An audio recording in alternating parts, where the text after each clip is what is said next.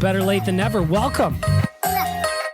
It's How about favorite. a little bonus episode? Fucking Anton Lander. You gotta like it. Really like the Bag Milk Show. Who doesn't like the Bag Milk Show? Bag Milk. Yes, sir. This is Cesus. Whoa. Cesus. Whoa. Cesus. Uh-oh. All right, we don't have time for this. Let's just turn down the intro. Surveyor Brett, I'm turning it down. A la Howard style. We're just going to get right to it. Better late than never here. Bonus episode on a Saturday after a massive Oilers win last night in Calgary to even up the series. Of course, I want to give a shout out to the audio department for making this all possible. If you check them out at theaudiodepartment.ca, that's where you can book some studio time. If you got a rap album you're creating, you got an indie band, you want to make a little, I don't know, maybe you want to sing gospel. Maybe you want to sing some old standards. Maybe you just want to write some spoken word poetry and deliver it to your missus. Maybe that's what I'll do for her birthday when it rolls around. I mean, I got some time. I got to write it out. Maybe some clever haikus. Something like that. I think she'd really enjoy that. Maybe. I don't know. We'll find out. But I will go to the audio department when I decide to do so. Of course, you can check them out, theaudiodepartment.ca. Where are they located? 6916 82nd Ave Northwest, right here in beautiful Alberta. The audio department works to create a safe space for creativity and collaboration for artists and musicians to realize their potential and share their message through sound and story. I just felt like today I needed to do a quick little something. Last night's win was so much fun. Obviously, the Oilers didn't have a very good start against the Flames. They were down 2-0 after about 6 minutes or so, but for me, it didn't even matter. It didn't matter at all because what happened next was absolutely riveting. It was so much fun to watch the Oilers do their thing. It was so much fun to watch the Oilers just battle their way back. They were relentless against the Flames in Game 2. Relentless. And again, Jacob Markstrom could not answer. He just has not looked like a Vezina candidate in this series. And for me, that is a big win for the Edmonton Oilers. There is no other way to put it other than, how do you allow that many goals, sir? All I know is tomorrow the series is going to Rogers Place. We need to be shooting from the parking lot. If you've got the puck in your seat and you're in section 122, I want you to throw it at Markstrom because it's probably going in the net. Don't do that. Don't do that. You will be removed from the building. Don't throw things on the ice. Actually, you know what? Don't throw things on the ice ever. Unless it's a hat after a Connor McDavid hat trick, which I would not be surprised if that happens tomorrow. I would also recommend, based on the way that guy is playing, bring a hat you don't care about if you throw, because there's a good chance that you are chucking one. Whether it's him or Leon Draisaitl. Leon Draisaitl's playing on half a leg. He's playing on half a leg. Come on. Unbelievable. Again, shout out to the audio department for being the title sponsor of Better Late Than Never. Let's get to a little bit of the news.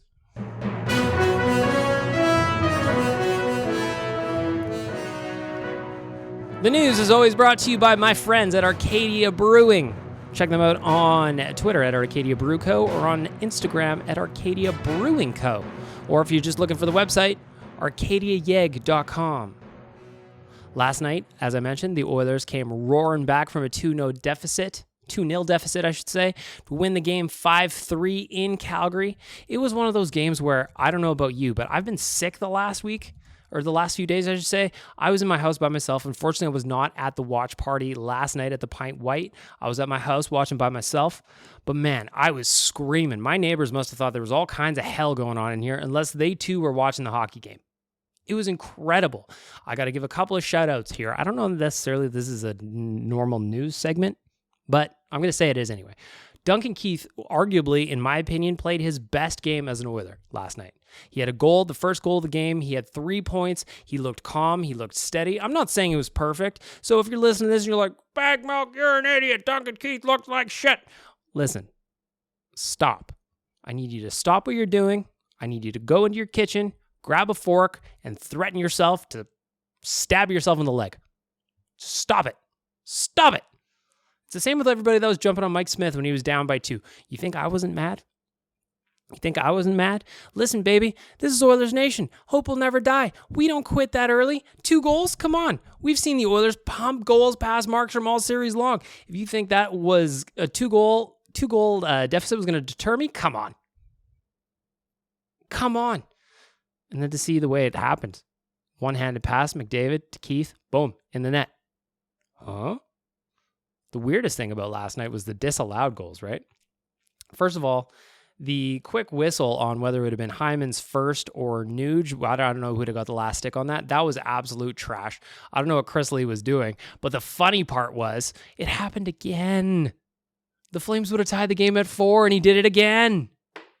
Will he ref another game in this playoffs? Probably. NHL doesn't seem to care about officiating all that much, at least not as an outsider's perspective. I don't know that. I'm just guessing. Either way, I will have Mark Printz from Flamesnation.ca give his take on what happened there. He was at the game at the Saddle Dome last night. He's going to be jumping on with us for a little bit for an interview shortly. We're going to have some fun with Princey. He is a great dude. If you don't know who he has got a podcast down at Flames Nation. He's running the socials. He's part of the mayhem that they're creating there. It's all new, baby. He's also doing BOA banter with Wanye and Coombsy. So go subscribe to our YouTube page and check that out. Check that out. You'll have a good time. In real news, though, yesterday, Frank Saravalli reported from Daily Faceoff. I'm actually going for dinner with Frank in a couple hours. Frank Saravalli reported that Darnell Nurse could be battling a core muscle injury that may require surgery to correct in the offseason. I don't know how. First of all, a core muscle injury, I don't know necessarily what that means. I'm not a scientist. I'm an unlicensed doctor, but I still don't understand what this means. So, how much pain is this guy in? How much pain is this dude in? How is he battling? Because last night he played 23 minutes. He looked more like Darnell Nurse than he has in a little bit. We knew about Leon Draisaitl's ankle. What about Darnell Nurse? According to Frank, this is an injury that, it's pretty extensive. Frank said the fact that either of them out there is basically a miracle. I'm paraphrasing for Saravalli here, but I can't disagree with him. I just, an amazing display of will by those two guys. And see that news come out is a little bit disheartening. I hope it's not something that lingers for Darnell Nurse.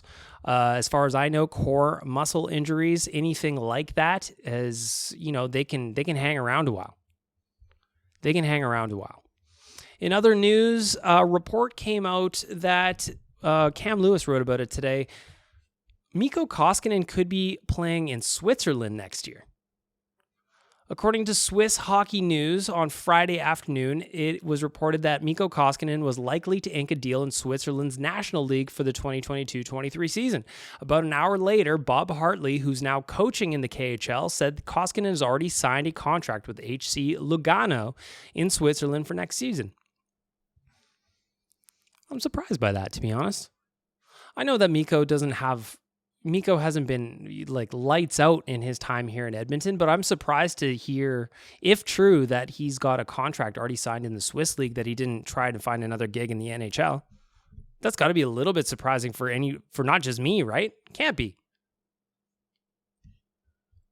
Koskinen was drafted originally by the Rangers in the second round of the 2009 draft. He came over to North America and spent 2 seasons with the Islanders ECHL and AHL affiliate, played a couple of games with the big club, but that was it. Where Koskinen began to come into his own was in the KHL, where he put up a .937 in 29 regular season games in 27-18, 15 playoff games that year for St. Petersburg. He had a .932. From there, he came over to the Oilers. According to Cam's article, so I assume this is all up to date, all told, Koskinen posted a .907 save percentage in 164 games over the course of 4 seasons with the Oilers. I'm surprised that he's already potentially having a deal over in Europe. Either way, I know we had our differences, Mikko. I'm not going to say we didn't, but I'm going to say I wish you well, friend. I wish you well. And from all of us here at Better Late Than Never, which is basically just me and my dog, Frank, there could be worse places to play than Switzerland. So I actually, you know what? You got a couple of shekels in the bank. Why not finish off your career in a gorgeous place like that? Mikko Koskinen, we speak your name, sir.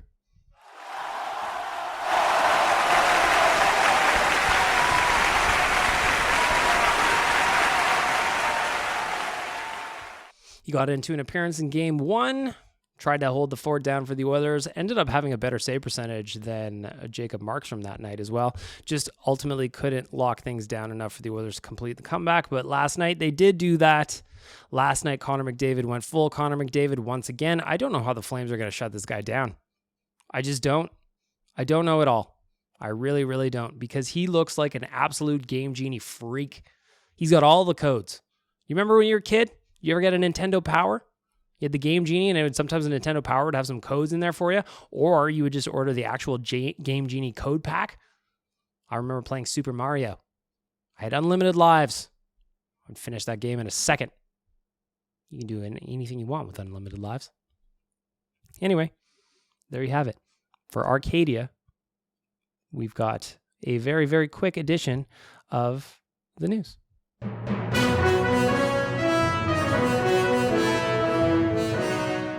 Again, go check them out. Arcadia Yeg, Arcadia Brew Co. on Twitter, Arcadia Brewing Co. on Instagram. They were the first sponsor on this podcast, and I love them dearly. Go check them out for a pint. Whistling Pig is delicious. That's the one I always talk about. That's the one I will recommend until I die, because that is fantastic. The Coliseum Ale is also great. Go get yourself a drink. It's a long weekend. Come on. It's a long weekend. Come on. And with that, I'm going to press this button for my friend Donkey Volley, and I'm going to welcome in Mark Printz from Flamesnation.ca. Caution! This podcast may contain traces of cheese and cherries. And with that, back to our regular programming.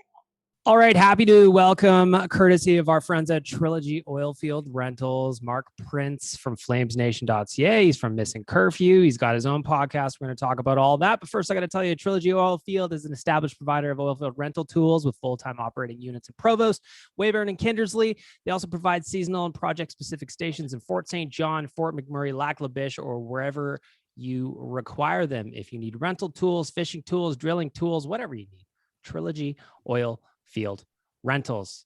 Princey, welcome. Bagged milk. What is going on, my Thanks man? for doing this you. on. Thanks for doing this on short notice, pal. Oh, you know you can message me anytime. I think I actually messaged you a while back and said I like listening to your pod so much that I'd like to come on. So we did it at a good time with the Battle of Alberta, though. Battle of Alberta is raging. Game 2 last night. Oilers evened up the series. We're going to talk about it. I know you were at the Saddle Dome last night, so I want to hear about what was going on in there. But first, I just kind of want to talk to you just real quick about how you got here. You're wearing the Missing Curfew hat. That's where we knew you from. Right, yeah. I'd love to get just a quick rundown on who you are, what you're doing with us, and how you got here. Yeah, I guess, the biggest thing is, I came from the Missing Curfew podcast, and I'm still part-time with the Missing Curfew podcast with Shane O'Brien and Scotty Upshaw. Any of your Oiler fans that listen, Scotty Upshaw didn't actually play for the Oilers. He got a PTO. I think it was like 2019 maybe. But fun fact, Princey, I'm the one that broke the news that he signed a PTO. Really? With the Oilers. Yes, awesome. I am. I heard that it got like actually pretty good reception because at the time he was kind of like a fourth line veteran that could have came in and give the guys some juice and be good to the guys in the locker room. And just from my firsthand knowledge, he had a bad knee injury and I guess he just didn't get cleared to play. Yeah. So they just let him go. That's all. You're 100% right. Everybody was excited about having him. Everybody knew him as like a locker room glue guy. And at the time, that's what the Oilers needed. So it's just unfortunate that it didn't work out. Yeah, it's too bad. But at the end of the day, it's that's the business. And I think he went on to have a PTO in Dallas and never made it. And then he went over and played in Europe and then retired. But back to what you said for me is, I've been involved in the game of hockey and in many capacities throughout my whole life. Like even growing up as a little kid, I was like my brother's DJ when he would play like bantam and midget hockey. I'd be like the DJ or like for for in the arena and stuff like that. And I ended up working for the Brooks Bandits and the AJHL. I've worked for the Medicine Hat Tigers. But now that the world is in a bit of a content frenzy, that's kind of where I really found my stride. And I got hired by the Missing Curfew podcast. But it's an interesting story because before they actually started really getting going, when they just started, I basically created a fake account where I shared clips and social media stuff for them, pretending like I worked for them. And it got to the point where people thought that my account was the real account and theirs was a fake account. So that's how they ended up actually hiring me. And which is, we'll get into this, it led me to an opportunity with the Nation, which has been nothing but fantastic and amazing opportunity for me so far. If you don't know, if you're listening to this, you're like, who is this guy? I don't pay Yeah, attention to yeah. flamesnation.ca. He's the one causing all the mayhem on social media right now. He's the one that has kind of lifted Flames Nation up to what we kind of expect it should be, especially in a series like this. The chirps are going back and forth between Yeah. you and Wanye. You're having some fun. You're creating content. What is it about just causing a ruckus on social that does it for you? Well, I got the experience from obviously from Miss and Curfew. They're a no filter podcast, which is a little bit different than most podcasts out there. You got to have some kind of filter, but Miss and Curfew has absolutely zero filter. So I've kind of learned how to talk smack from these guys. But it also comes back from me being a Flames fan my entire life. Like, I'm 31 years old. I've been a Flames fan my entire life. I've dealt with you Oiler fans my whole life. And that was kind of something when you guys brought me on to the Nation, which was, like I said, I can't say it enough. It was an amazing opportunity. I love it every day. I kind of looked at Flames Nation and I thought, well, Flames Nation is very, very well known in Calgary. I followed Flames Nation since it started, like 2009 or whatever it was, but they were kind of just known as a very, very well run blog page, and there wasn't really much on social media. And when I first met Wanye, I think it was just in a Zoom call, he told me right away, he was like, chirp me, like, we need this. We need to have a good battle. We need someone out there to chirp me. So if you're asking me why I do it, it's because Wanye gave me the green light to do it. And I know we have some good back and forth on Twitter, Instagram, or whatever like that. And both of us just like it, man, because it's good for the fans. And like, it's the fans, they think that we just absolutely despise each other, but we're doing it to create content, man. We're doing it to have a good time. Sometimes when I say stuff on there, I mean it. I really do. But sometimes I'm just trying to get a rise out of the fans. And at the end of the day, I'm also, I'm doing BOA banter with Wanye right now. I'm just trying to make him laugh, and that's all. Well, making that guy laugh is always a good time. So it is, yeah. One thing I want to ask you about is playoffs started. Mm-hmm. Oilers had the Kings, Flames had the Stars. I think everybody in the company, especially, but just around the hockey world, fans, they're just like, both of these teams need to get through so we get the Battle of Alberta. It's been 31 years. We need this. When you guys were playing Dallas, was that something you were kind of thinking of even as it was going through, like, we can't fuck this up. We need to get to Edmonton? Because I know from my perspective, I was thinking about it a lot. Like, we cannot fuck this up against the Kings. First of all, the Kings were terrible. Right. Secondly, a Battle of Alberta in the playoffs. I've been lucky enough to go down to the Saddle Dome a bunch of times. We're going to talk about that in a little bit. Oh, yeah. And there's nothing quite like going down to the Saddle Dome as an Oilers fan, getting into it with the chirps with the crowd and back and forth, and it's all in good fun. And I just felt like, man, if we could get this done in the playoffs, that would take things to a whole new level for an entire generation of people that never got to do this before. Yeah, that's the biggest thing for me is it's, I'm, like I said, I'm 31 years old. I experienced the Battle of Alberta, but I was 1 year old. I can't remember that stuff. There's tons of new generation kids out there that have never experienced it before, and this is just great for them. But yeah, to kind of go back to what you're talking about there, I had it in the back of my mind, like I think a lot of Flames fans did. How can you not think about it? The opportunity, as soon as the series matchups were set, how could you not think about it? But with here in Calgary, the not getting over the hump of the first round, I think that kind of drowned it out a little bit. I think there was a bit of more focus in Calgary on, okay, we got to get past Dallas. And, we had a solid game one, and then game two was kind of like, So it kind of got overshadowed a little bit because Dallas came on really strong and we got goal. We got out we obviously won the series, but we almost got out goaltended. Right? Ottinger put in an incredible performance. Oh my God. So to think of that, so now what you're thinking at the start of the series, okay, we'll get past Dallas, and then we'll get to a Battle of Alberta because the Oilers are gonna make quick work of the Kings, which I thought they were, but they didn't. But so you're thinking of that, and then Dallas just comes on so strong gets to the point where in overtime of Game 7, and that was my thought too. Was okay, well the Kings had the opportunity to take out the Oilers. Like at least if the Oilers get taken out and then we get taken out by Dallas, it's not that bad. But then you guys went and won Game 7, and our Game 7 was after your Game 7. So the stress of that was so high. Not even the loss of the first round. Like the loss of the first round got drowned out. It was if we lose, Edmonton is moving on and they're going to play Dallas and they are going to make quick work of Dallas. I thought Edmonton, if you guys played Dallas, you guys would have made quick work of those guys.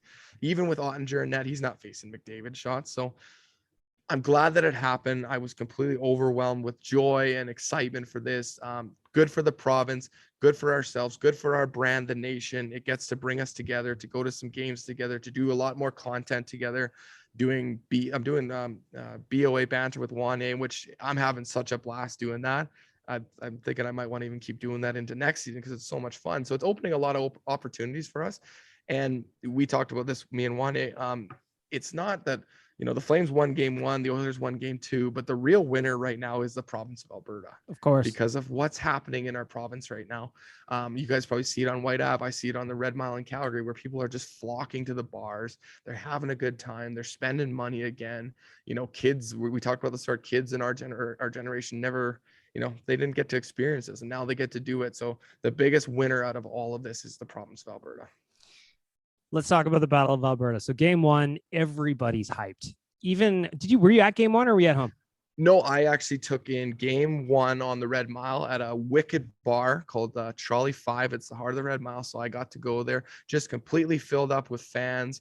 It was a great atmosphere. They did half and half, and their bar is actually so nice that they have an upstairs that they dedicated the upstairs to the Oiler fans because they didn't want to have people fighting, and they kind of wanted to have all the Oiler fans together. So I got to watch game 1. I don't even know what to say. That wasn't a playoff game, 9-6. That's insane. Absolutely insane. Let's dig into that for a second, because all day, and first of all, of course we get 8 p.m., 8:30 p.m. starts, because why wouldn't the NHL do that too? Last night was ridiculous. We're gonna get to that in a second. God. But game 1, everybody's jacked. Up here in Edmonton, there's flags everywhere. There's jerseys everywhere. I imagine there's the exact same thing down in Calgary. Absolutely. Everybody's hyped. CBC puts on a hell of a pregame show, or a pregame kind of montage. The Motley Crue, the Kickstart My Heart one. Kickstart My Heart was so good. So good. Yeah, I was going to say the bar was pretty quiet. Not like, hear a pin drop, but it was monotone quiet. And then they put on the Kickstart My Heart thing, and then people started clapping and cheering. And that's when I kind of was like, okay, it's time to go because of that. That was cool. Everyone's ready to go except for the Edmonton Oilers. They were not ready to go. Be it Mike Smith allowing the first shot goal, absolutely savable, by the way. Yeah. And then another one, and then a third one. And all of a sudden I'm looking at the clock and we're 6:05 in, and I can just hear, even through the TV, the madness at the Saddle Dome. And I'm like, what the hell is going on right now? How can you come out this flat against a team that is your rival, your provincial rival? The entire hockey world is excited about this. What was your take on that? 3-0 Flames up first 6 minutes. All of a sudden you're like, what the hell is going on? It hit me really hard that this is legit. I'm like, okay, we're taking this one. We're going to sweep them in 4, all that. And then you kind of clicks in your head after the 3 goals are scored that this is Calgary Flames hockey. The Flames are very well known for getting up early and taking their foot off the gas. So just talking with a bunch of guys that came down that knew Flamesnation was going to be at Trolley 5, they came and sat with us, and we kind of had the same conversation of like, this game is far from over. This is way too early to be jumping up and down and be excited. Yeah, it was wicked. It was cool. It was so cool to see them score that fast. The crowd was amazing. I like Mike Smith as a player. I liked him when he was on the Flames, but how do you not like to jump on Smitty for doing that? Of course, we would have done the same thing. It's kind of funny that he actually ended up being the goaltender that let in the least amount of goals that game between Koskinen and Markstrom and himself. But I know this is what worried me was I know that the Edmonton Oilers are the reverse of the Calgary Flames. So they're kind of notorious for having really bad starts and then completely turning it on, where the Flames are known for having very good starts and then turning it off. So in my mind, I was thinking this game is far from over. Did I think it was going to get tied 6-6? No, I didn't. I thought the Oilers were going to make it close, maybe tie it at 3 and then Calgary would pull away again. But it just, what a wild game, but so cool for that to be the opening thing. I can't even imagine what the viewership was like on TV for that. It must have been insane. Well, and that's what drives me crazy, dude, is that this series, everybody wanted it. It's not just Calgary, Edmonton. It's not just Oilers fans, Flames fans. Everybody wanted it. So to have these games at 8 o'clock or last night, by the time it kicked off, 8:50 is just, doesn't make any sense. I've got some buddies that live in Toronto that are Oilers fans, and I'm just looking at last night, 8:50 when the puck drops, which is basically 11 o'clock Eastern. And he's just like, I can't believe I'm going to be up until 2:30 in the morning watching this thing. Watching this, it's ridiculous. Yeah, I got a buddy in PEI, so it's an hour ahead, even worse. So midnight, it's ridiculous, man. I kind of understand the whole, you got to get the Eastern guys first or whatever, but like, come on, like They got to figure it out. Fans, like, I was at the game last night, and puck drop for the third period was at 11:05. I'm like, this is crazy. So it'll change as the series go on. I think even we're recording this today. I think for some reason there's one game today and then 3 tomorrow. So they're kind of like switching things. I don't get it, man. Florida and Tampa have got back-to-backs. Yeah, like why? What is that? Imagine if we had a back-to-back. Oh my God, people would die. Yeah, exactly. It's not good for the players either. You guys got Draisaitl and Nurse, or they're kind of watched for injuries right now. And we got Chris Tanev, who's out of the lineup right now too. So it's not. You got to give these guys a little bit of rest if you want some quality hockey.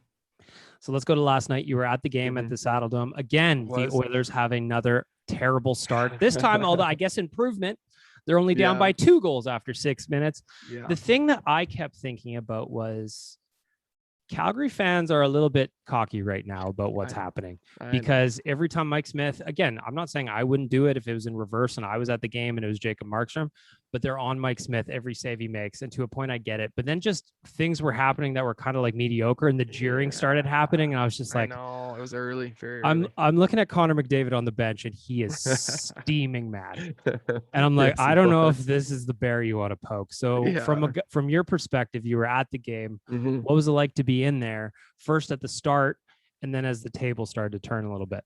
Yeah, you know what? It was a unique experience because I was actually given I got a last minute ticket, and it was a media pass actually. So in Calgary, in a media pass, you get to go underneath kind of the back entrance where the players are and all the media is there. And I was going to make my way all the way up to go see Ryan Pike from Flamesnation up at top of the media. And I got in just right as puck drop. I got to watch one of our anthem singers, Miss Shayla Sheedy. She's amazing. Shout out to her. Amazing anthem singer. Big fan of Flamesnation. So I got to watch her. So I'm standing right between where the Zamboni comes out, right behind the net there. And I'm just like, okay, I'll watch like a couple minutes and, whatever, wait till it kind of dies down. And boom, just back to back 2 goals like that right in front of my face. And of course, I'm thinking, what's the first thing you think of when you get 2 goals like that? Sweep. I'm like, oh yeah, we're taking Edmonton out in 4. We're gonna take 2 games at home. Worst case scenario, you split up in Edmonton, and then you're back and you can take them out in 5. It's all running through my head. And then again, it kind of clicks into my head. Okay, well, they didn't yank Smitty, so that's probably not a good thing, because he would have been coming in with some fuel, some fire, right? From the last, he didn't like getting pulled, and especially like I said, being the goalie that led in the least amount of goals. So I think that was a really smart move by Edmonton not to yank him and give him the rest of the game, because that would also created a lot of controversy too. So you yank Smitty a second game after 2 goals, and now you have to look at Koskinen as your starter, right? If he gets you the win or something like that, how do you not start him in game 3? But I do think it was a smart move by the Oilers, because he's a gamer, man. Like, he plays with so much emotion. He's a gamer. Smart move. I mean, he factored in on, I believe it was maybe it was the 5th goal. Yeah, the Draisaitl one. He was the one that he did the little backhand flip up the wall. So good on them. Yeah, it's tough, man. I just don't know why the Flames just take their foot off the gas like that. And maybe it was in part 2 of maybe not them just taking their foot off the gas, where the Oilers actually put their foot on the gas, because the Oilers looked really good last night. Like, there's no denying that. Like, McDavid and Draisaitl were just out there flying. Hyman looked really good last night too. I mean, you guys are always, maybe not, you've been ripping on Duncan Keith. I thought Duncan Keith played really well last night. Last night, Duncan Keith, that was his best game as an Oiler for me personally. Yeah, and I mean, I think there was bad calls on both sides of the puck. I think let's talk about that for a second. The first goal waved off. It was the intent to blow. They had Markstrom covering it. The replay showed he was not. And I'm like, come on, really? Because that would have made the game tied 2-2. It would. Okay, you move on. Thankfully, the Oilers, from my perspective, the Oilers didn't stop with that. They didn't let it deter them from the mission at hand. But then to have the exact same thing happen again with the same ref doing the same thing. It's just like hockey gods giveth, hockey gods taketh away, I suppose. Yeah, the Connor McDavid goaltender interference one was pretty soft in my opinion. After watching the replays back and forth today, because I didn't get to see as much as I liked of it yesterday. I thought that one was pretty soft. And then, so I think the Oilers had 2 goals called back. 2 goals called back. The Flames didn't have an actual review goal called back, but I believe they would have tied the game. There was a pretty quick whistle on that one. So not a big fan of the refs. The refs have been pretty inconsistent throughout the whole playoffs. I feel like there's some games where they're great, and then other games where they're just terrible, and it wasn't one-sided either. I don't think the Flames, Nope. they were out to get the Flames. I think it was both teams where they just make the right call, let them play. I don't know if it was really, I'm very excited to see what Rogers Place is going to be like. It was very loud in there, extremely loud in there. So I don't know if that was a factor, if maybe the ref did blow the whistle on the Flames one and no one heard it, but this it's a reoccurring topic in the NHL. Just let these guys play. Just let them play. It was so wild, actually. The first one, anyway, that Ron McLean actually pointed out how bad it was. Yes. And I'm just like, okay, so it's not just me being a biased Oilers fan being like, what is this? It was just even Ron McLean said something. So again, to have it happen twice in the same game was just bananas to me. Yeah, it was, man. But no one thought this series was going to go 4 for the Oilers. No one thought the series was going to go 4 for the Flames. This one's going to go the distance, in my opinion. Let's keep it going. Let's have some fun with this thing, man. Like this is great for our brand. It's great for ourselves. It's great for our cities, our communities. Let's just keep it going. So, but I'm a little, I kind of thought there would have been a split, but I'm a little worried going into Edmonton for game 3, just knowing what it's going to be like at Rogers Place. The excitement, the pop off, being in the second round again, letting it be the Flames, the mosh pit, the pint, whatever it is, man, it's going to be absolutely bumping up there. And I just hope the Flames don't get overwhelmed by it. Since you brought it up, our viewing party tomorrow, the Nation viewing party for game 3 is going to be a beercade on White Ave. Hopefully my insides are going to allow me to attend. I was so jealous I wasn't at the viewing party last night, but I want to talk about where you watched the game from. You talked about it was a press pass, but then what happened? Yeah, this is a very unique story, and this is the kind of stuff that happens when you're still part of the Missing Curfew podcast. So the guys from Missing Curfew, Scotty Upshaw and Shane O'Brien, decided to come to the game, flying from California and come to the game. They're going to. We went to the game last night, and we're going up to the game on Sunday. So I will be at the game. Unfortunately, I would have liked to do the viewing party with you guys, but I'll do that for game 4. But they were like, oh yeah, it'll be easy to get tickets. I'm like, it's not easy. Even if you played in the NHL and you got the money, it's not easy to get tickets. So they had to go through the Flames PR person to get them tickets, and they ended up getting them. But I was given a press pass. And like I had mentioned before, that's where you go underneath where the media is. They check you in. But I would have had to go sit up with Ryan Pike, which is great. I got to actually meet Pike in person for the first time this week. Super cool dude. And we did some content on Flamesnation with Frank Saravelli, which I thought went really well. Yep. So shout out to Pike on that one. So I was going to go sit with Pike, and in the press box, you can't have beers or anything like that. So I was kind of you can't cheer. You got to sit there quietly. No, I know. So I was like, okay, so I'll have a good opportunity to tweet the game out, get some good insight on Flames Nation. So I'm just kind of, like I mentioned before, I watched the 2 goals between the Zamboni entrance there, and I'm like, okay, now I got to find my way all the way up to this press pass. And if you've never been to the Saddle Dome, that is a hike, by the way. And that's you're talking about the press seats. The press, like where the press is even higher than that. So I'm thinking in my head, I'm like, should I just like stay down here and like hide with the Ice Girls and like watch the game and get some good shots? And anybody that follows Flames Nation on Instagram and Twitter, you'll see the "Go Flames Go" chant. I'm literally standing right by the entrance there. But good friend of the Nation Network, Oilers Nation, and Flames Nation. I believe he was on either Real Life or Oilers Nation. Yep, Real Life a couple of times. Yeah, Olympic curler, gold medalist, a really good friend of mine, Ben Hebert. So shout out to Ben. Ben, I had met up with Ben for a drink before the game, and he said, yeah, just let me know when you get to the Dome. I might have something for you. I'm like, okay, cool. Yeah, whatever, man. Like, so Ben texts me up. He said, hey, have you got to your seat yet? No, Ben, I haven't. I'm going to work my way up to the press box. He goes, no. I got a suite right now with ATV Financial, suite 41, whatever it was. He's like, why don't you come on down here? So I ended up moseying my way all the way down to the suite. So I go into the suite with Ben, and he's there with Mike Commodore, one of my favorite Flames of all time, Rhett Warner. Jamie McLennan was in there, Jason Weimer, just a bunch of ex-Flames alumni. And as you can probably hear in my voice, it's a little bit raspy right now because those guys they like to get after it a little bit. And we definitely got after it. There was other media types in there, and definitely an awesome experience to be around with those guys. And to be lower down to the game, I was right behind the benches, so you got to see a lot of the chatter, a lot of the chirping here and there, good food, good drinks. So definitely a big shout out to Ben Hebert for doing that. Like I said, I know he's a big fan of the Nation. He listens to all of our podcasts, and I'll have him on some of our shows up because he's a big Flames fan too. So shout out to Ben. And then but hanging out with Mike Commodore, that guy doesn't stop. that guy does not stop. And we hopped in a cab and went right back to Trolley 5 right after the game. And I got home pretty late and got the text message from one of our guys at the Nation here, Cam Lewis.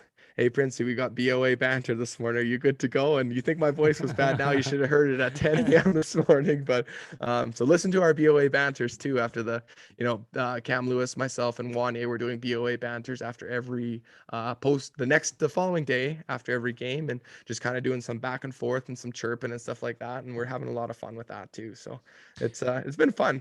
One of my favorite things about the Saddle Dome is that it's an old barn, right? So we always, when we go down there, we sit in the press level, which, as you just mentioned, it is a hike up there. There was I think it was 2 or 3 years ago, we did a nation trip down there where I could actually touch the roof. That's where my seats were. Say that. Yeah, it's one of the only rinks in the NHL where you can touch the roof. Yeah. So my favorite part about it, though, is where we sit is right next down to the alumni lounge. And it's not the most difficult to get in there. No, it's not. No, if you walk on through, which I love to do, because first of all, the bathroom line's way shorter down there. Secondly, the beer line's way shorter down there. Third, there's a bunch of suites right there, and a lot of them tend to have their doors open. Yes. So every time I go down there, I always poke my head in. I'll be like, "Oh, sorry, wrong one," until I find a box full of Oilers fans, and then I end up trying to weasel my way into those boxes. And I think it's been 2 times now, because the last time I got in there, and then a couple years ago I got in there, just a group of Oilers fans were saying, "Oh, come on in, have a beer, have some wings." And it's the best part of those old barns, because if you try to do that at Rogers Place, it's just, you can't even get there. There's no way to get to that level from where I would be sitting. So it's one of the best things about the Saddle Dome. I was going to ask that about Rogers. Is like, could you have done that at Rogers? Could you finesse your way into a suite at Rogers? I'd have to you'd have to parachute your way down somehow, or like some kind of spelunking maybe. But no, there's just not a way, because they've got different entrances. They've got different stairways to get there. They've got different, and it's all blocked off. So the fun has been eliminated at Rogers Place from getting that done. I like that, sir. I've finessed myself into a couple boxes too, and it's all the same thing, man. As long as you're nice and polite and respectful. A lot of the people that come in there, they're like, "What's up?" They want to talk to you, and very cool yesterday, even though, I was, brought to the game by the Missing Curfew crew. A lot of the people in the box recognized me from Flamesnation, that's awesome. It's a really good thing. That's a goal of mine, to continue to do that, to have people recognize that Flamesnation is there. And, a lot of other media people told me that, Flamesation, you belong in here with us, fella. So it was fun. Well, that just makes me happy to hear, because like we both said off the jump of this is just such a massive opportunity for both websites, and just for the Nation Network as a whole, to have the Battle of Alberta in the second round. Have you ever been to a game up at Rogers Place yet? You know what? The first one that I went to was the one that you guys took me to, and that was the against the Canucks. Yeah, the Oilers Canucks. It was the last game of the year, and of course, the first game that I ever get to go to in Rogers Place, it's McDavid and Draisaitl scratch. So I didn't get to see McDavid up close, but yeah, that I'd been to tons of games at Rexall. Me and my dad used to go to the home because they used to do the home opener in Edmonton. It'd always be Edmonton, Calgary, or whatever it was. I was at the Eberle goal game. I was at the game where I think it was right as Ivanas got knocked out cold by Steve McIntyre. Yeah, I was at that one, and then I was also at a game. I think it might have been either Javi Bulin or Dubnik. Somebody came out and played the puck with like a minute to go and shot it right on the tape of one of the Flames, and the Flames. Like, this is I'm talking about. This is 2009, 2010. So I've been to Rexall a lot, but that was my first experience at Rogers Place, and I went there with the right people, right? Like, I went with you guys. I was there with you. I was with Jay. Tyler was there. Jared, and like, you guys it was awesome, because it was like being there like at a museum, where I went in there and everybody was like, "Oh, Princey, look, that's this over there. That's, you go over in here, and that's where you have a drink here, and that's where you go here and here." So it was really cool to get the experience from you guys, and to be able to watch the game with you guys. And as much as Jared wanted me to wear my Flames jersey to a Canucks Oilers game, I just refused to do that. I can't do that either. I cannot do that either. He was like, "Oh, it'd be great for content, man. Great." I'm like, "No, watching me get my head kicked in. Like, why is that great for content?" So, but no, beautiful beautiful rink, man. It's one of those things too, where you like, and it doesn't matter who it is. Like, it's the Oilers will be playing the Wild. It's a Tuesday Chicago night. You see somebody wearing a Habs jersey, and you're like, What are you doing here, man? You know what the jersey? It's not even an NHL jersey. The most common jersey that you'll see at a sporting event is a Saskatchewan Roughriders jersey. Those guys move. They move, don't they? I'll be like I was at like a Vegas Golden Knights game. You'll see a Saskatchewan Roughriders. You're like, what are you doing, you guys? But yeah, the rink, beautiful rink, man. Like it's something special that you guys have. The atmosphere, all the bars out in front, the bars inside. The 99 lounge was really cool. I had a good experience. That reminds me of just kind of how we were freezing up in the seats. Yeah, I know. And Jay told me that's not normal. That was not normal. So you won't have that tomorrow. But we were absolutely getting blasted by the AC. AC, yeah. And so like we were with a bunch of us, had our girlfriends there. There was just a bunch of us there in only a jersey. Some of the crew was wearing shorts because it was a nice day. Yeah, it was a nice day, yeah. Freezing. So then we make our way to the 99 lounge to watch the third period. And it's just, we had a great time in there. Yeah, I did too. I had a lot of fun in there. Very good viewing point. It's kind of cool that, Bob Stauffer comes in there after the game to do his post-game show, and he's all, you guys are all poking him and laughing with him, and it's just stuff that the Saddledome doesn't have, and obviously the Saddledome is way outdated. Like it's not even comparable. But to have that kind of stuff, and even within the arena, outside the arena, you leave the front entrance and the media area where you can stand out there, and you can watch the post-game show and chant and stuff like that. That's just really cool. It's really smart that they did that kind of stuff. It's just stuff that doesn't happen in Calgary, which we're kind of deprived with. You're gonna have to let me know, because again, tomorrow's gonna be a different animal. Yeah, the Oilers, Edmonton in the playoffs is just, it's the same. It's electric, and I can't wait for you to hear Rogers plays tomorrow night, the anthem, as opposed to not just the anthem, all night long. Right. It's a different beast in Edmonton in the playoffs, and I'm really excited for you to experience it. I was lucky enough to go to 2 games at Rogers Place in the first round. Yeah. And I was at game 7, and I don't know if I've ever heard that place explode the way it has. So here's hoping we get here's hoping we get another, just a really solid. I mean, these 2 games, as crazy as game 1 was, and as fun as the comeback was from my perspective last night, these 2 games have been so great, don't you think? Yeah, I was just gonna say that, man. Like yesterday was a really good game. For the parts that I watched, I was kind of going back and forth in the suite, but they got TVs in the suite too, so you can also see that kind of stuff too. So just a really good game. I mean, disappointing as a Flame fan, obviously, but the Oilers played really well, and the atmosphere was really good, and a lot of scrums. I think, like we talk about refs, a lot of guys dig, putting the guys off. I don't know how many 4-on-4 there was or whatever it was. A lot of scrums, and these guys were kind of popping off in the media prior to the game. You had Evander Kane saying stuff, and then Lucic said some stuff back, and then you've always got Daryl saying stuff. So it's good TV, man. And as much as you probably would like to have the Flames out in 5, and I'd like to have the Flames out in 5, the Oilers out in 5, I'd like to experience this for the full thing. So that I am thinking that if this thing goes 7, that we might be seeing some Oilers Nation guys coming down to Calgary, because when are you ever going to get a Flames Oilers game 7 again, right? I just, like, if this thing does in fact go 7, I just can't imagine any scenario where we're not there. Exactly. And that's why I'm kind of hoping in the back of my head, because the first time that I got to meet all you guys, it was the last game, the 9-5 game there. We were sitting up in the press box or the press levels, and that's when I got to meet all you guys, and it was such a fun time. And now, actually, that was a month and a half ago or whatever it was. I was really the only one with Flamesnation. Now I've gotten to know some of the guys that are going to come out, and they're going to help me. So I'm not the only one walking into a room of 40 Oiler fans, and I'm the only one in the Flames being booed out of the building, and the building's Calgary. Yeah, that was a good time. And that was fun. Yeah. We just have like so much fun with these trips, and we always have such good groups. And I'm looking forward to what you guys are doing with Flames Nation as well, so that we can do the reverse, where it's not just us going down to Calgary, but it's you guys coming up to Edmonton for the exact same thing, but for the flip side of the coin.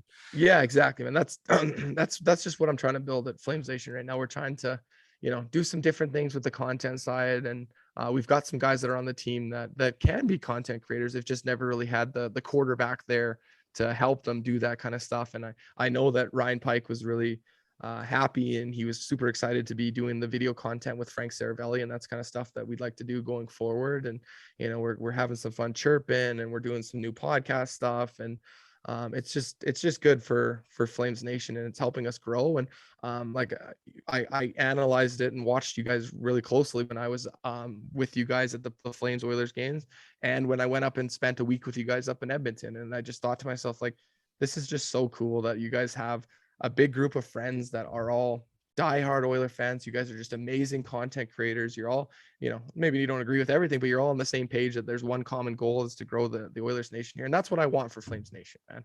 At the end of the day, that's all I want, is to make this thing the best thing possible. And we just need to make it more of a content-based brand than the blog. We'll have a balance. We have a good balance, because our blogs are amazing, and I've been Content's always been great at FN. Yeah, it's been amazing, man. I've been reading the blogs since, like I said, since 09. Like, you go to the CalgaryFlames.com, no slight on the Calgary Flames. It's just kind of the same stuff, where you can get a little bit of a different perspective. And Ryan Pike is a wizard when it comes to history and knowledge and numbers and prospects and that kind of stuff. So it's been fun working with him too. Let's talk about your podcast. I know you just launched one recently. Give me the heads up. What's it about? What are you doing? I want the whole rundown.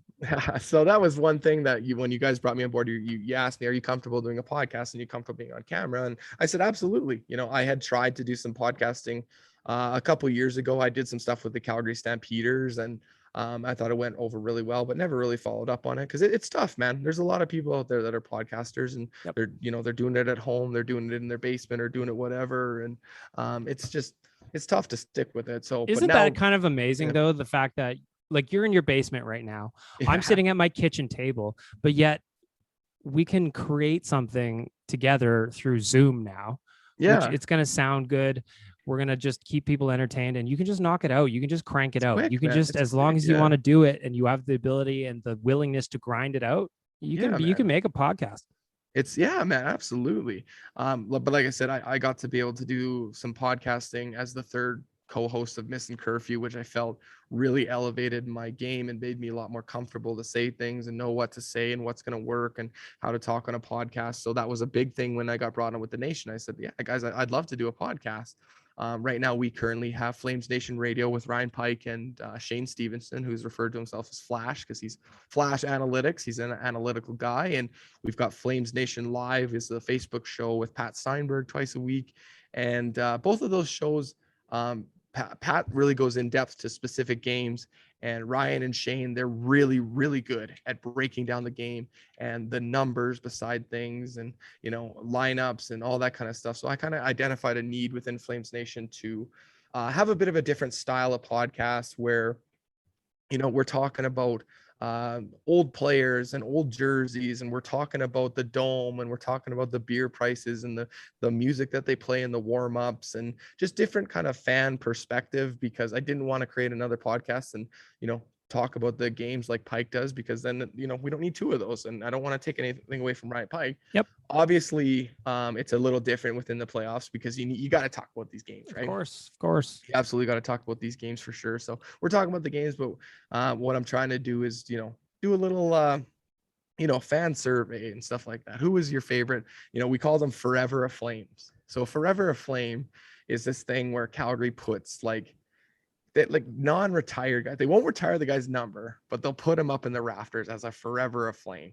It's kind of silly. So the running joke in Calgary, and I'm sure you guys have this in Edmonton too, is a Forever a Flame is a guy that came in and had like a cup of coffee and just left. So we talked. Once an Oiler, always an Oiler. Yeah, there you go. That's exactly what it is. I knew you guys would have had a Absolutely. saying for it. So ours are Forever a Flame, and we try to break down the guys. Like, hey, remember when Freddie Hamilton was here because his brother Dougie made him here, and he was only here for a cup of coffee. And remember when Curtis Joseph was our backup goalie for half a season, and stuff like that.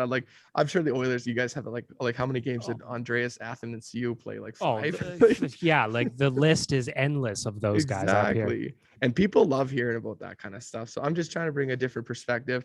If you don't think I'm not going to bring up Gaetan Haas for the rest of my life, come on. Oh, yeah, I forgot about that guy too.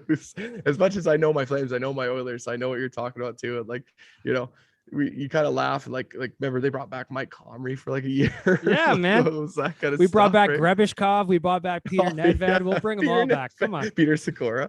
Oh, come on. Stuff like that. So we're just trying to have some fun with it too. And it's a little tough right now because of playoffs and everybody's busy, but we're trying a different avenue too, probably more in the off season as we head into next year. I've had a lot of guys, just people who know me through Missing Curfew, that have reached out and said, hey, I'd like to come on your show. Guys from Sportsnet, guys, the radio broadcasters of the Flames, and photographers, and the anthem singers. They've all kind of reached out and said, hey, I really like your show. I'd like to come on sometime. And we're going to try to do some guests, but I think we're focused on the playoff run right now. We're not going to try to get too ahead of ourselves. What's the podcast called? Where do we find it? It's called Shot Down in Flames. And people are like, what is that? Who don't know Flames? If you're a Flames fan, you know what it means.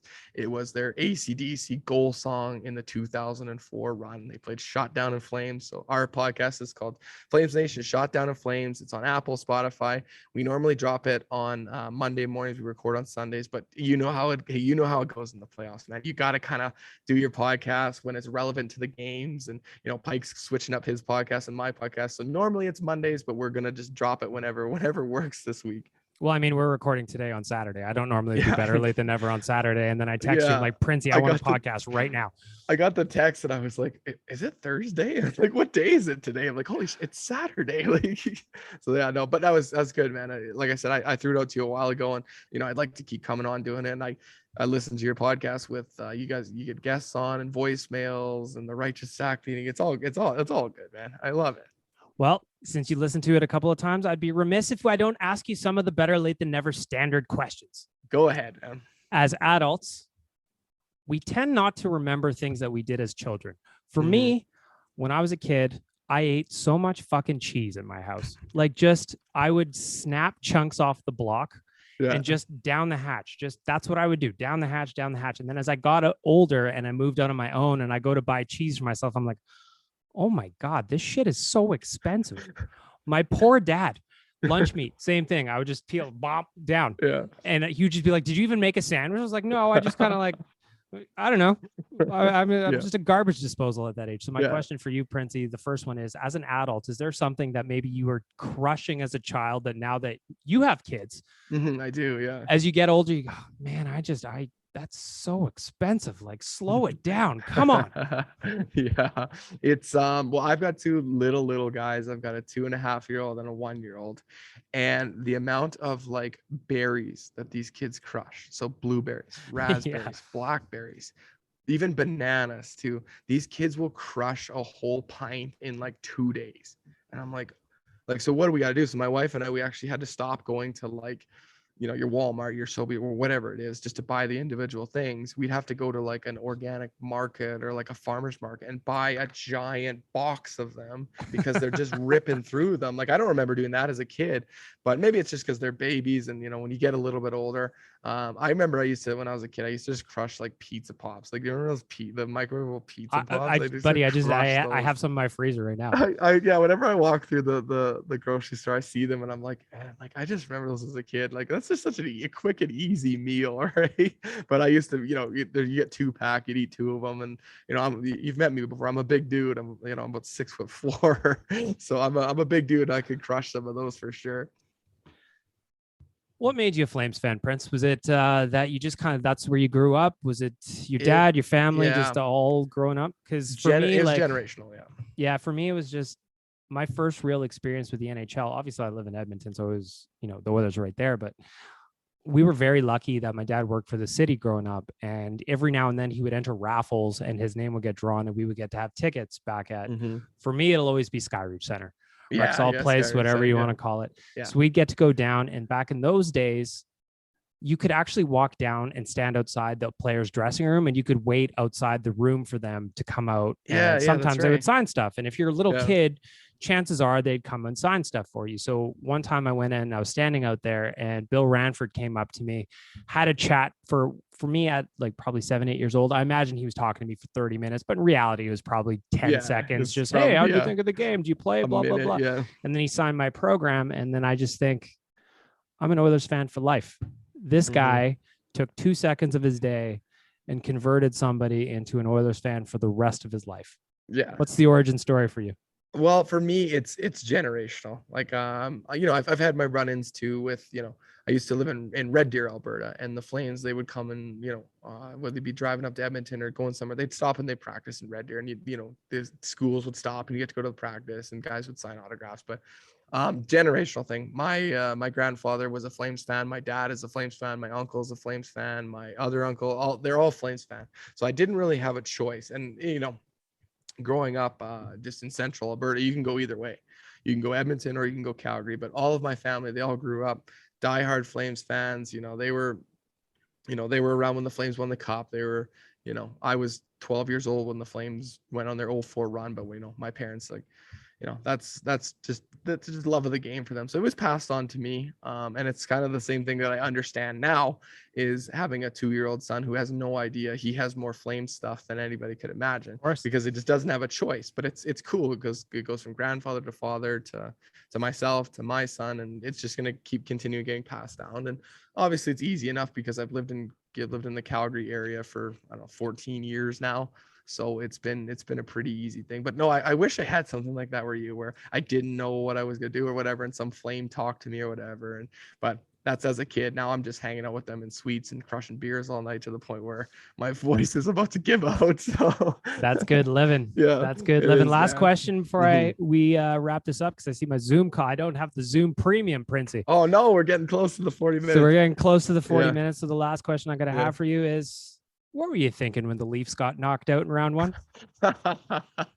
Well, I have some money on Tampa, so I was pretty excited about that. But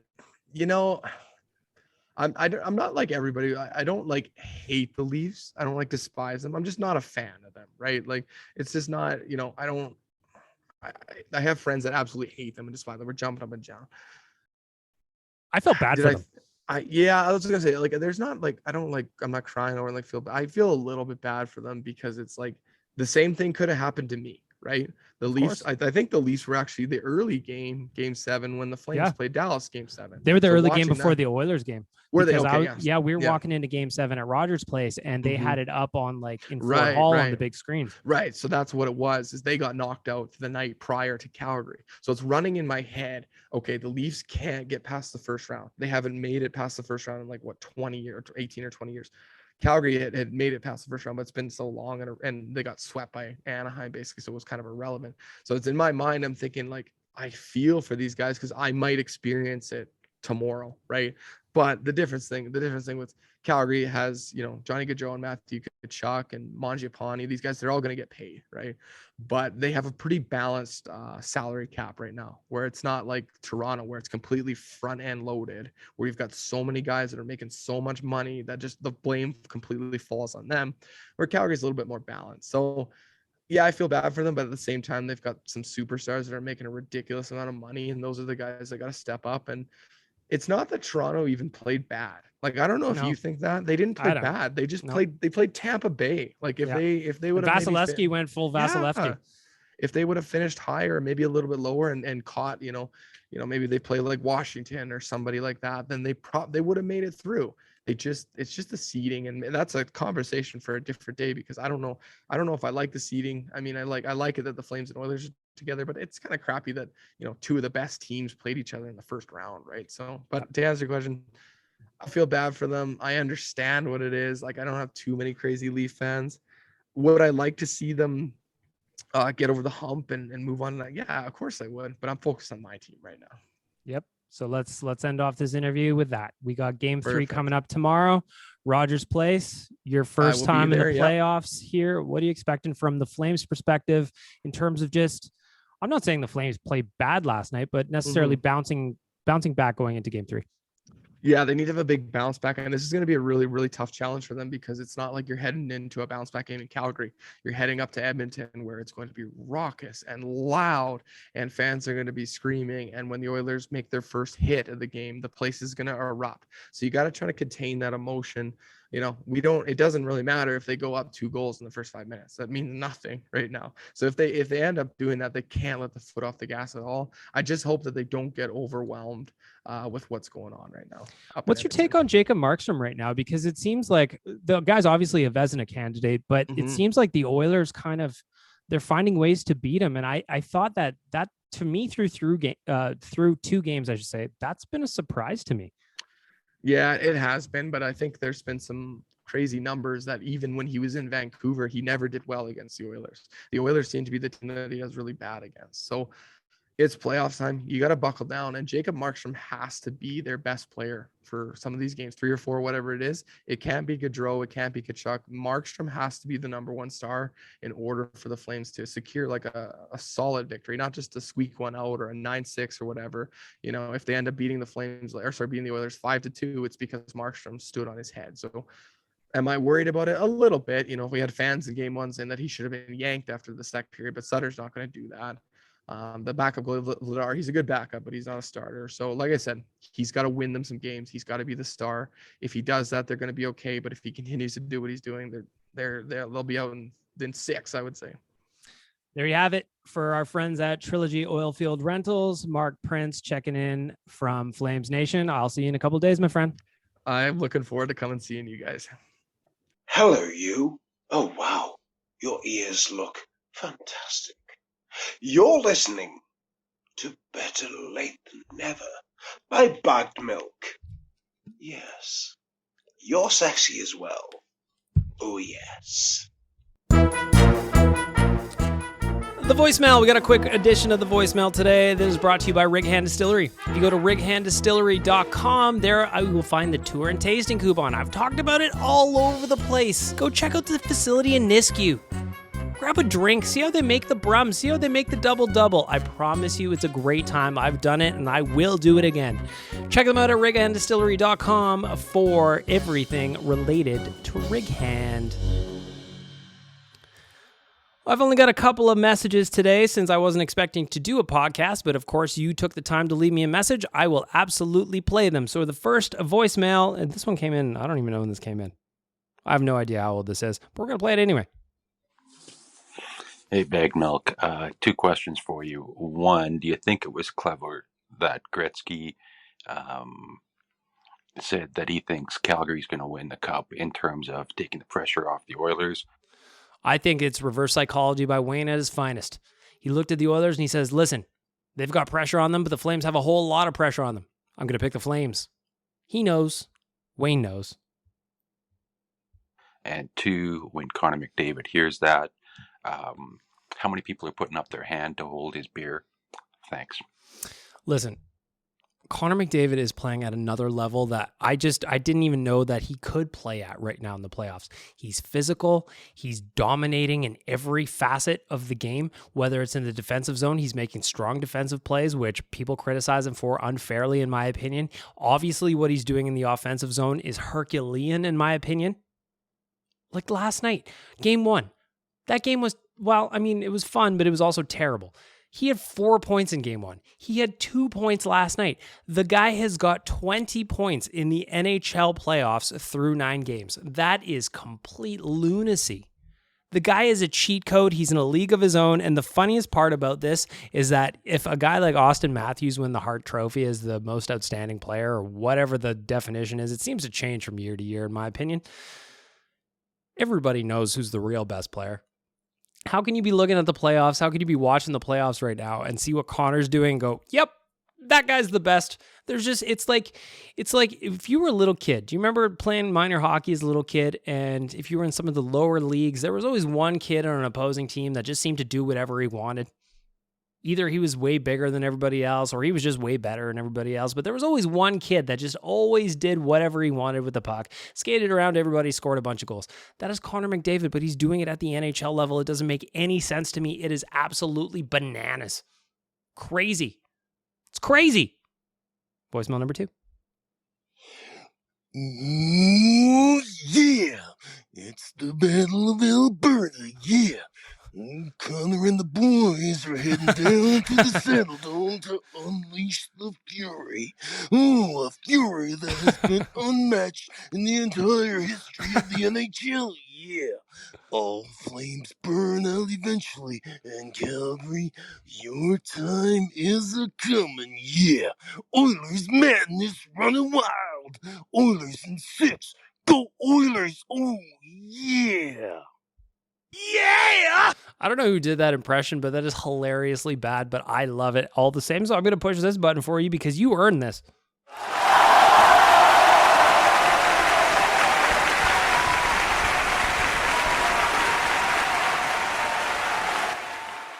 That was so weird.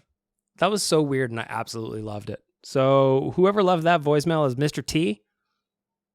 Or is that supposed to be Macho Man Randy Savage? It had to be Macho Man Randy Savage. I thought at first in my head, I was just like, I thought it was going Mr. T, but now that I'm thinking about it, Macho Man. So whoever, unless Macho Man, of course, from the grave, allegedly Macho Man from the grave, shout out to you. That came in a couple of days ago, it looks like. So obviously we know what happened down in Calgary. It is so important that the Oilers picked up that split. So important because all of a sudden they have the chance to steal away home ice advantage. Tomorrow, as you heard Mark Printz say, this is a massive game at Rogers Place in Game 3. The Oilers have the opportunity to steal home ice advantage. We got a best of 5 now, baby. Series on.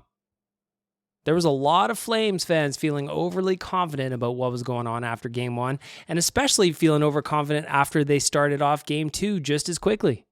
But then what happened? Non-hockey recording. This is your donkey speaking.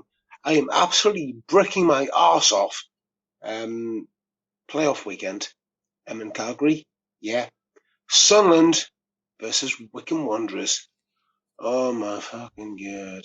Liam, you know, but Swansea. Let's go Oilers. I don't know a word of what he just said. I know he said Liam, something about Swansea. Swansea's in Wales. What are you talking about, Donkey Volley? I love that dude.